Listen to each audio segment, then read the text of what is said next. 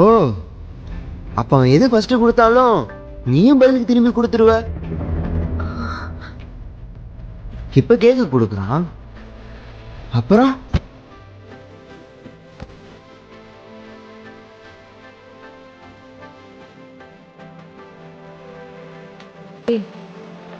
எல்லாரும் பாக்குறாங்கடா.